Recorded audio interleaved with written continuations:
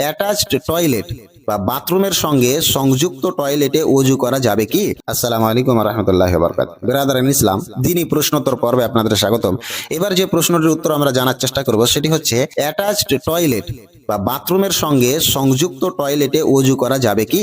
সেখানে কি বিসমিল্লাহ বলা যাবে এবং ওযুর পরের দোয়া কখন পড়তে হবে? এর উত্তর হলো অ্যাটাচড বাথরুমে ওযু করা জায়েজ। বর্তমানে অনেক বাড়িতে টয়লেট ও ওযু করার স্থান একই কক্ষে থাকে। এই অবস্থায় সেখানে ওযু করলে ওযু সহি হবে। তবে যদি একই স্থানে পেচ্ছাব পায়খানার ব্যবস্থা থাকে তাহলে বাথরুমের ভিতরে মুখে উচ্চ স্বরে বিসমিল্লাহ বলা থেকে বিরত থাকা উত্তম। বরং ওযুর শুরু করার সময় মনে মনে বিসমিল্লাহ পড়বে। শেখ ইবনে বাজ রাহিমাহুল্লাহ বলেন, আধুনিক বাথরুমে পানির ব্যবস্থা থাকলে সেখানে ওযু করা জায়েজ, তবে বাথরুমের ভেতরে মুখে বিসমিল্লাহ না বলে অন্তরে বলবে।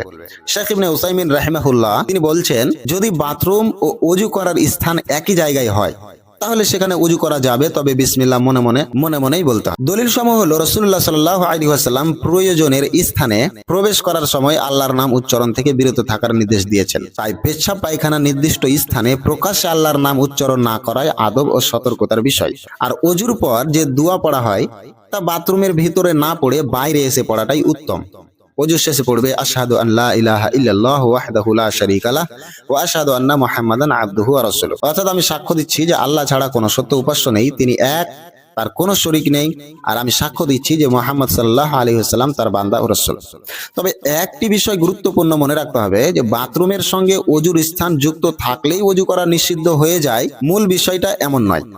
মূল বিষয় হলো ওযুর পানি নাপাক স্থানে না পড়া এবং আল্লাহর নাম ও জিকিরের ক্ষেত্রে যথাযথ আদব রক্ষা করা। সুতরাং অ্যাটাচড বাথরুমে ওযু করা যাবে, বিসমিল্লাহ মনে মনে বলতে হবে, ওযুর পরের দোয়া বাথরুমের বাইরে এসে পড়া উত্তম, পেচ্ছাব পায়খানা স্থানে প্রয়োজনে মুখে আল্লাহর নাম ও জিকির করা থেকে বিরত থাকতে হবে।